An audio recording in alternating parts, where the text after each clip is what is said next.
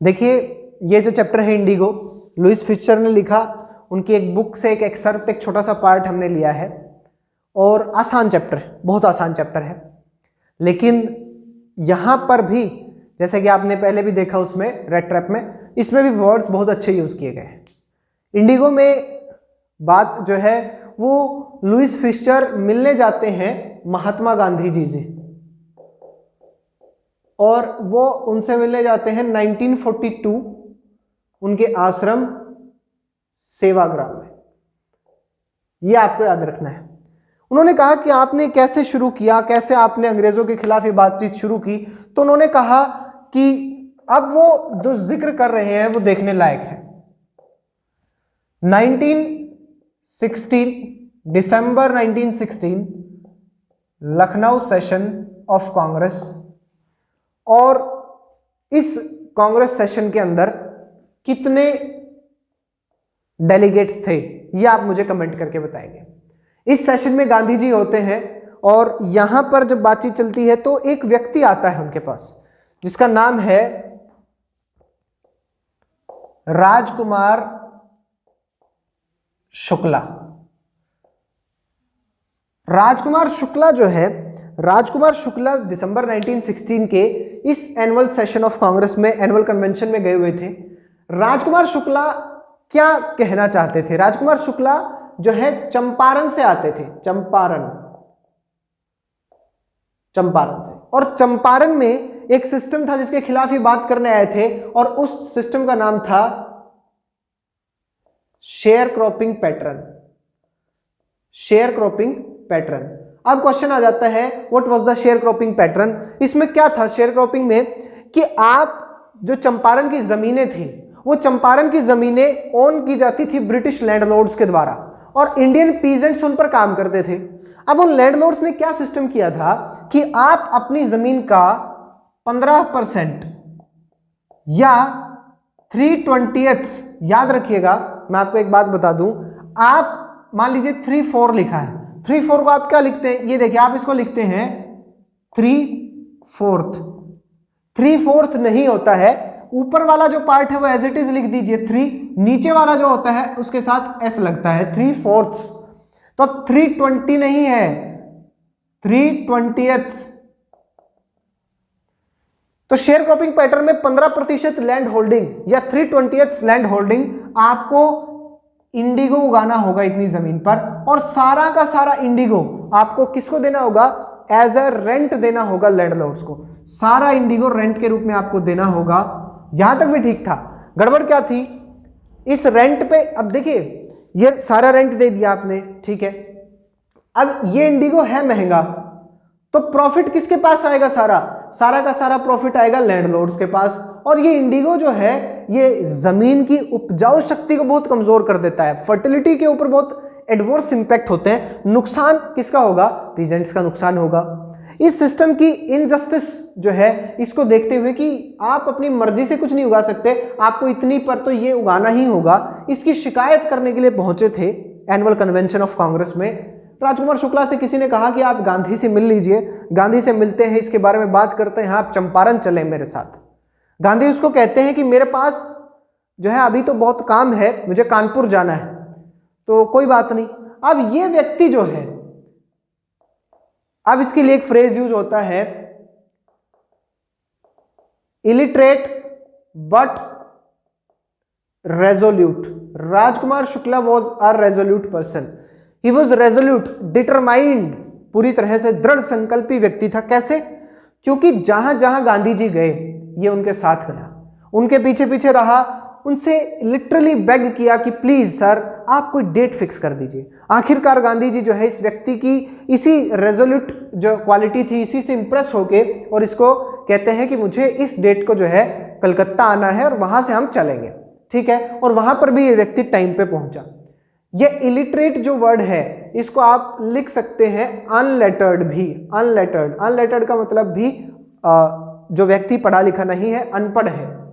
राजकुमार शुक्ला जी कलकत्ता से इनको लेकर के कहां जाते हैं? सीक्वेंस याद रखना है आपको। कोलकाता से ये लोग जाते हैं पटना। और पटना क्यों जाते हैं? पटना एक व्यक्ति है राजेंद्र प्रसाद बहुत बड़े लॉयर हैं और राजेंद्र प्रसाद बाद में कांग्रेस के प्रेसिडेंट बने और देश के भी पहले राष्ट्रपति डॉक्टर राजेंद्र प्रसाद बने। अब राजेंद्र प्रसाद जी के पास ये लोग जाते हैं, लेकिन राजेंद्र प्रसाद क्योंकि घर पे नहीं थे और ये जो व्यक्ति था ये छोटी समझे जाने वाली जाति से बिलोंग करता था। अब यहां पर क्या किया, जो इनके घर के जो नौकर वगैरह थे उन्होंने घर के मेन कंपाउंड में एंटर नहीं करने दिया। मान लीजिए ये घर है, ये बाउंड्री है, ये मेन हाउस है, तो आगे जो ग्राउंड है, ये जो ग्राउंड है, इसी ग्राउंड में इनको रहने को बोल दिया। और जब कुएं से ये लोग पानी निकालने गए तो इनको पानी भी नहीं निकालने दिया, क्योंकि इनका मानना था कि क्योंकि ये छोटी समझे जाने वाली जाति से हैं और इनके अनुसार तो ये छोटे लोग हैं, अगर ये पानी निकाले और इनके हाथ से, इनकी बाल्टी से वो पानी की बूंदें कुछ गिर गई कुएं में तो पूरा का पूरा पानी पॉल्यूट हो जाएगा। तो समय की जो रूढ़िवादिता को भी दिखाया गया है, यहाँ पे प्रिमिटिव सोच को भी दिखाया गया है, इनजस्टिस को दिखाया गया है। अब गांधी जी को, अब क्वेश्चन आ गया, why they took Gandhi ji why they also took Gandhi as क्या अनटचेबल, कि गांधी जी को भी उन्होंने अनटचेबल क्यों ले लिया? Because Gandhi gave them no reason, Gandhi gave them no reason to not take him as an untouchable guy, कि गांधी जी ने कोई उनको कारण दिया ही नहीं जिसकी वजह से वो ये ना समझे कि गांधी जी अनटचेबल नहीं है। गांधी की ड्रेसिंग सेंस, गांधी बहुत ही ज्यादा जो है आम आदमियों की तरह रहते थे। तो जब गांधी इतने ज्यादा अपने आप को आम लोगों में इतना ढाल लेते थे, इसीलिए गांधी लोगों में बहुत ज्यादा प्रचलित थे, इसीलिए लोग उनको बापू कहते थे। यही तो कारण थे, गांधी जी का ड्रेसिंग सेंस। और साथ ही साथ Gandhi accompanied by mister Rajkumar Shukla, और राजकुमार शुक्ला का तो पता ही था उनका कि ये तो आते ही है यहाँ पे वकील, क्योंकि राजेंद्र प्रसाद उन वकीलों में से थे जो केस लड़ रहे थे। ये जो लोग थे शेयर क्रॉपिंग पैटर्न, ये जो पीजेंट्स थे, इनका केस लड़ रहे थे कोर्ट में, तो उनको पता था कि ये तो आते जाते रहते हैं, ये लोग वही हैं, ये हमारे मालिक को फिर परेशान करना चाहते हैं। तो देखिएगा, आपको देखना है कि कोलकाता से पटना आए, पटना में किससे मिलने के लिए आए? राजेंद्र प्रसाद। और यहां पर जो घटना घटित होती है वो घटना आती है उनके घर वाली अनटचेबिलिटी से रिलेटेड, जहां उनको पानी भी नहीं निकालने दिया गया। क्यों नहीं निकालने दिया गया, ये क्वेश्चन बनता है। इसके बाद गांधी जी जाते हैं मुजफ्फरपुर। अब एक वर्ड आता है en route in the way, यानी कि रास्ते में, चंपारण के रास्ते में ही था मुजफ्फरपुर। अब ये लोग मुजफ्फरपुर जाते हैं। मुजफ्फरपुर में क्या है? जेबी कृपलानी। याद रखिए, जेबी कृपलानी जो व्यक्ति है, कांग्रेस के आजादी के समय पर ये अध्यक्ष थे। आचार्य इनको बोला जाता है मॉडर्न इंडिया में। दो ही आचार्य हैं इंडिया में, एक आचार्य चाणक्य और एक आचार्य जेबी कृपलानी। इनको एक टेलीग्राम इनको भेजा कि मैं आ रहा हूं 15 तारीख को। देखिएगा, डेट याद रखनी है अब आपको। 15 अप्रैल 1917 की रात्रि में यहां उतरते हैं और मुजफ्फरपुर में, और एक प्रोफेसर मलकानी के घर पे रुकते हैं। अब यहां पर एक बात आती है कि in those days it was an extraordinary thing for government officials to allow the advocates of home rule to stay at their houses, कि उस समय पर जो लोग थे, होम रूल यानी कि स्वराज, होम रूल की मांग करने वाले लोगों के साथ सिंपैथी नहीं दिखाते थे लोग, क्योंकि डरते थे कि अंग्रेज मारेंगे, अंग्रेज सजा देंगे, अंग्रेज ये कर देंगे, अंग्रेज वो कर देंगे, इसीलिए कोई इनको जगह नहीं देता था। लेकिन प्रोफेसर मलकानी के घर पे ये रुकते हैं। वहां पर अब जैसे ही लोगों को पता चला कि कोई एक व्यक्ति आया है और हमारी मदद करने के लिए आया है, तो वो सब लोग मुजफ्फरपुर पहुंचे। बहुत सारे वकील भी गए और गांधी जी को उन्होंने बताया। देखिएगा, एक यहां पर फ्रेजल वर्ब यूज हुई, कॉल्ड ऑन। देखिएगा, कॉल्ड ऑन का मतलब होता है मेट, मिलना। कॉल ऑन मीट और called on met second form use हो जाएगा।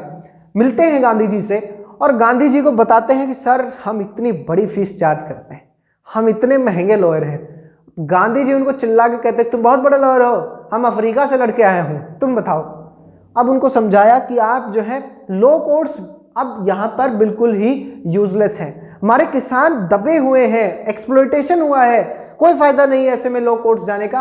अब उनको अंग्रेजों के डर से आपको मुक्त करवाना है। इस लाइन को याद रखिएगा, the real freedom for them is to free them from fear. और गांधी जी ऐसा ही करेंगे, उनको डर से मुक्ति दिलवाएंगे। याद रखिएगा इस लाइन को पूरे चैप्टर में। अब क्या होता है कि गांधी जी का ये सब सिस्टम हुआ। अब गांधी जी कुछ लोगों से मिलते हैं। सबसे पहले वो ब्रिटिश लैंडलॉर्ड्स एसोसिएशन के सेक्रेटरी से मिलते हैं, लेकिन ये कह देता है कि हम किसी आउटसाइडर को कोई इंफॉर्मेशन नहीं दे सकते, दबाव देने से। फिर ये तिरहुत, देखिएगा तिरहुत डिवीजन जो है उसके कमिश्नर से मिलते हैं। तिरहुत डिवीजन के कमिश्नर से मिलते हैं, वो इनको बुली कर देता है, गांधी जी आप चले जाइए, आपके लिए यही अच्छा होगा। देखिए डिवीजन पहले देखिए सब डिवीजन होता है, फिर डिस्ट्रिक्ट होता है, और उसके ऊपर 2-4 डिस्ट्रिक्ट को मिला करके 4-5 डिस्ट्रिक्ट को मिला करके डिवीजन बनता है, और डिवीजन में कमिश्नर होता है, और कमिश्नर उनको भगा देता है। अब गांधी जी जो है वो बड़ा परेशान आ गए, और गांधी जी अब पहुंच जाते हैं मोतीहारी। मोतीहारी कैपिटल है चंपारण की, कैपिटल है चंपारण की, यहीं अपना हेडक्वार्टर बना लेते हैं, यहीं पर काम करना शुरू करते हैं। यहां पर जब गांधी जी काम करना शुरू करते हैं तो एक खबर आती है कि सर पड़ोस के गांव में एक व्यक्ति को बहुत ज्यादा परेशान किया गया, बहुत उसके साथ गलत वो किया गया।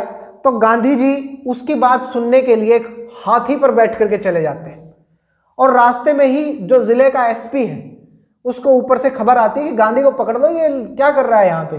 तो एसपी का मैसेंजर यानी कि पुलिस सुपरिंटेंडेंट का मैसेंजर उनको पकड़ के आता है, उनको वापस मोतीहारी लाता है और कहता है कि मालिक आप यहाँ से चले जाइए, ये ऑफिशियल ऑर्डर है।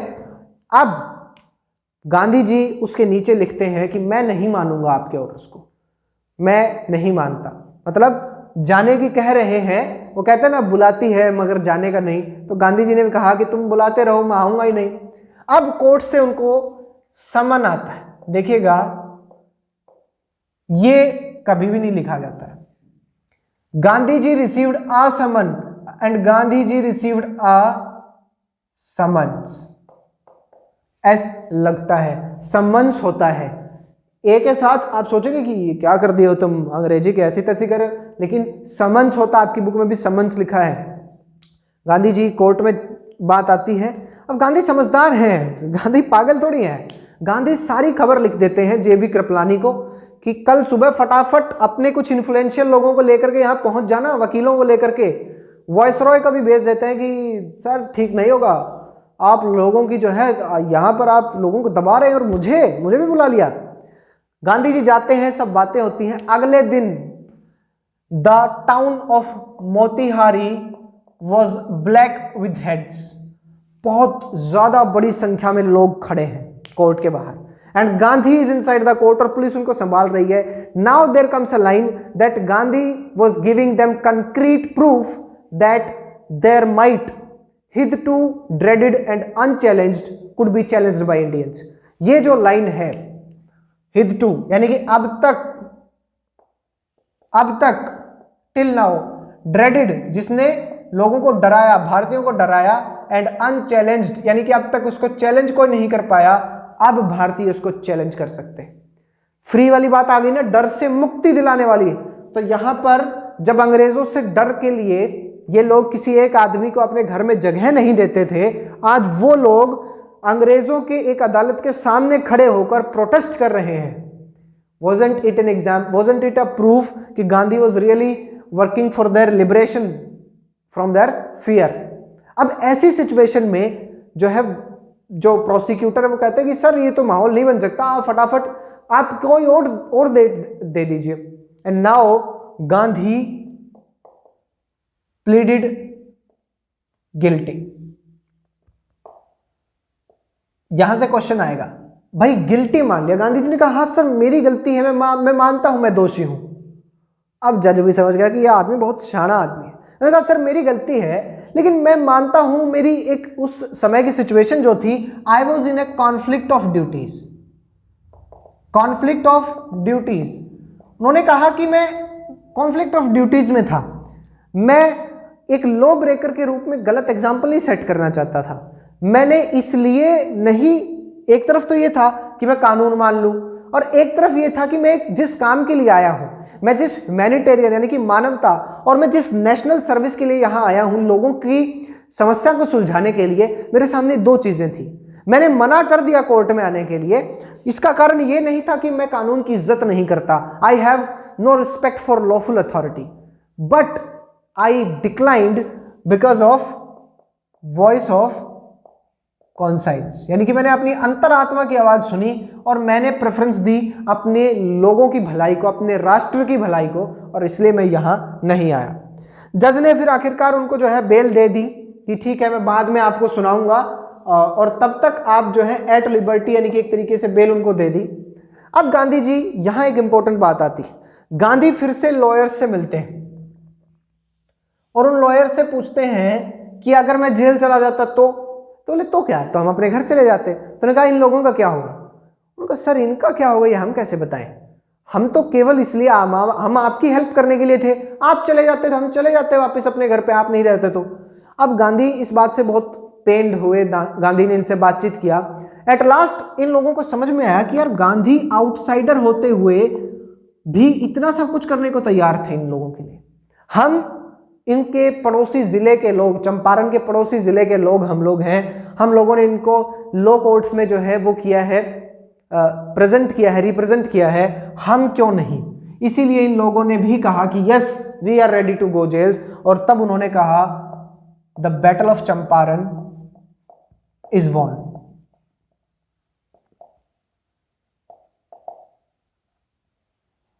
तब गांधी जी स्टेटमेंट देते हैं। अब गांधी जो है कुछ बाद उनको पता चलता है कि वहां के एलजी ने, लेफ्टिनेंट गवर्नर ने इनकी सजा माफ कर दी है। एलजी के साथ मुलाकात होती है, 4 बार एलजी से मुलाकात होती है और एलजी एक ऑफिशियल इंक्वायरी बिठाते हैं कि क्या सच में गलत किया था। गांधी केवल इकलौते रिप्रेजेंटेटिव थे किसानों के। बातचीत हुई, गांधी जी ने सबूत इकट्ठा किए और क्रशिंग माउंटेन ऑफ एविडेंसेस कि सर ये सारे सबूत हैं, आप लोग गलत थे। तो जब वापस रीपेमेंट की बात हुई तो सबको लग रहा था कि गांधी 100% के नीचे नहीं मानेगा, तो उन लोगों ने कहा सर 50% ले लो। अब 50% पे गांधी जी मान गए कि हाँ चलो। अब उन लोगों ने कहा नहीं नहीं सर 50 तो नहीं होगा, 25 ले लो। गांधी ने कहा चलो 25 दे दो। अब किसानों ने उनसे पूछा सर 25%, मतलब हमारा 100 रुपए लूटा, आप हमें कह रहे हो 25 ले लो। उन्होंने कहा अरे बेवकूफों, बात ये नहीं है कि तुम्हें 25 रुपए मिल रहा है, बात यह है कि they are surrendering a part of their prestige. अब तक उन्होंने अपने आप को कानून से ऊपर समझा था, अब तक उन्होंने सोचा था कि उनको कोई चैलेंज नहीं कर सकता, अब तक उन्होंने सोचा था कि इन लोगों का कोई भी साथ देने वाला नहीं है, बट नाउ दे नो कि उनको भी चैलेंज किया जा सकता है। तब ये लोग समझे कि हाँ सर बात तो आपकी सही है। लेकिन गांधी जो है वो पॉलिटिकल सक्सेस से इतना ज्यादा वो नहीं रखते थे, कल्चर और सोसाइटी को लेकर के, कल्चर और सोशल कॉजेज उनके लिए ज्यादा मायने रखते थे। इसलिए यहां पर भी हम देखेंगे कि इकोनॉमिक सक्सेस उनको मिल गई, पैसे वापस हो गए, कुछ परसेंट तो हुए, पॉलिटिकली उनका एक जो है कद बढ़ गया, वो भी ठीक है। लेकिन अब उन्होंने वहां पर कल्चरल और सोशल डेवलपमेंट की बात की। जब कल्चरल और सोशल डेवलपमेंट की बात आई तो वहां पर उन्होंने देखा कि सैनिटेशन नहीं है, सही से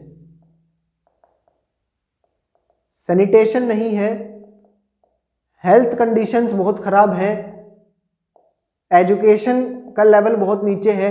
इन 3 चीजों पर उन्होंने काम करना शुरू किया। जब उन्होंने टीचर्स की बात की, 6 स्कूल खोले, प्राइमरी स्कूल्स खोले, टीचर्स को बुलाया गया। एक जो है महादेव देसाई, नरहरि पारिक, बहुत सारे लोग आए, इनके बेटे देवदास भी आए, इनकी पत्नी कस्तूरबाई भी वहां से आई। वो महिलाओं को जो है सैनिटेशन पे, आश्रम के रूल समझाती, क्लीनलीनेस की बात करती और वहां की स्थिति को अपलिफ्ट करने की कोशिश की गई। हेल्थ के ऊपर उन्होंने एक डॉक्टर को एक वॉलंटरीली सर्विस के लिए रखा हुआ था, और एजुकेशन में आपने देखा ही कि टीचर्स बुलाए गए, वो सब पूरे इस पैराग्राफ में है। लास्ट में बात क्या आती है कि एक और इंसिडेंट होता है कि एक व्यक्ति था चार्ल्स फ्रीर एंड्रयूज।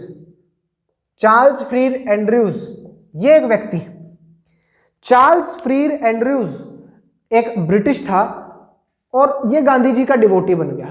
अब इस व्यक्ति की ड्यूटी थी फिजी आइलैंड्स में, ये जा रहा था, ये गांधी जी से परमिशन लेने आया और सब लोग ये चाहते थे कि गांधी इसको रोक ले, लेकिन गांधी ने इन्हें जाने दिया। और उसके बाद गांधी ने सबको बुलाया और कहा तुम लोगों को पता नहीं क्यों समझ में नहीं आ रहा है, तुम लोग इस व्यक्ति को इसलिए रोकना चाहते थे क्योंकि ये अंग्रेज है और इसकी बदौलत हमें कोई सहायता मिल जाए। नहीं, हमें इसकी कोई सहायता नहीं लेनी है। अगर हमारा जो कॉज है जिसके लिए हम लड़ रहे हैं वो अच्छा है तो हम लोग जीत जाएंगे, हम एट लास्ट जीतेंगे। तो यहां पर उन्होंने इंडिपेंडेंस को सेल्फ रिलायंस से भी जोड़ दिया। इंडिपेंडेंस प्लस सेल्फ रिलायंस, कि हमें किसी और के ऊपर रिलाई करने की जरूरत नहीं है। चंपारण एपिसोड गांधी जी के जीवन को किस तरह से बदल देता है कि एक जगह पे जाकर के गांधी जी ना सिर्फ वहां अपने देश के लोगों को एक एक्सप्लॉयटेशन से मुक्त करवा पाते हैं, बल्कि वहां के सोशल, पॉलिटिकल, इकोनॉमिक और कल्चरल माहौल को भी बदलते हैं। वहां जाकर के वो लोगों को सैनिटेशन के बारे में सिखाते हैं, वहां हेल्थ की इंपॉर्टेंस, एजुकेशन की इंपॉर्टेंस के बारे में बताया जाता है। तो इस तरह से गांधी जी का पॉलिटिकल कद तो बढ़ा, लेकिन सोशल लेवल के ऊपर भी वो काम कर पाए। इस चैप्टर को 3 से 4 बार आप जरूर पढ़ें और अगर कोई डाउट रहता है तो मुझसे पूछ लें। Thank you very much.